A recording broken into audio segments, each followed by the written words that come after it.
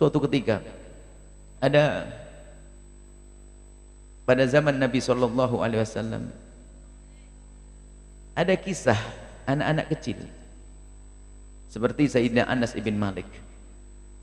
Jadi waktu Rasulullah masuk kota Madinah, orang Madinah memberikan bermacam-macam kepada Rasulullah. Ada rumah, ada unta, ada makanan, ada kurma. Ada seorang wanita, ibundanya Sayyidina Anas, dia tidak punya apa-apa, lalu datang kepada Rasulullah. Ya Rasulullah, aku tidak punya apa-apa, tapi aku hanya punya anak kecil ini, yang waktu itu umurnya sebelum 10, masih anak-anak. Dan hari ini ya Rasulullah, aku serahkan anakku kepadamu untuk kau gunakan apa saja, kau jadikan ahli khidmah untukmu. Betul, diambil oleh Rasulullah, dan dialah yang selalu melayani baginda Nabi Shallallahu Alaihi Wasallam. Sehingga kalau Nabi lagi mau buang air, misalnya lagi mau buang hajat, dia akan menjadi tempat seperti sandaran bajunya untuk sorbannya Nabi, bajunya Nabi, dan jubahnya Nabi. Lalu Nabi pergi ke tempat yang jauh dari pandangan manusia. Kemudian kalau pergi, beliau adalah yang menyimpan sandal baginda Nabi Shallallahu Alaihi Wasallam. Maka ketahuilah keberkahan dari Sayyidina Anas, maka dia menjadi ulamanya Rasulullah, dan kelak akan punya keturunan-keturunan yang hebat-hebat dan menjadi ulama-ulamanya Rasulullah Sallallahu Alaihi Wasallam. Ini adalah ibu yang cerdas, dia menghadiahkan anaknya untuk Rasulullah. Dan banyak anak-anak yang dititipkan kepada Nabi Sallallahu Alaihi Wasallam disambungkan dengan Nabi Sallallahu Alaihi Wasallam. Maka malam ini jadikan anak kita seperti Sayyidina Anas bin Malik. Siapapun dan dimanapun anak kita, hendaknya mereka kenal Rasulullah Sallallahu Alaihi Wasallam.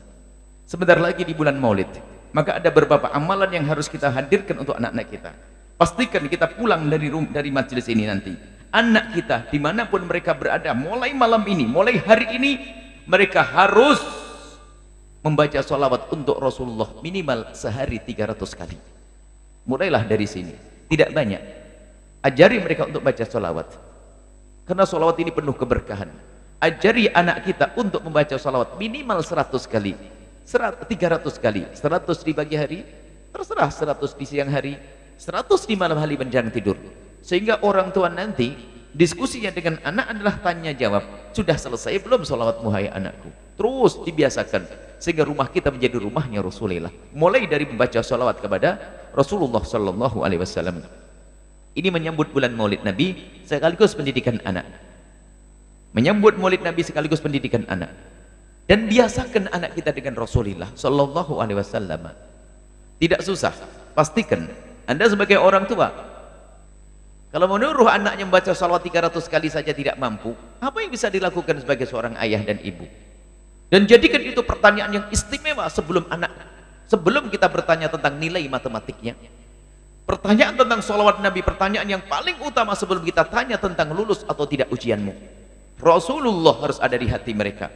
Membaca sholawat yang serius minimal 300 kali.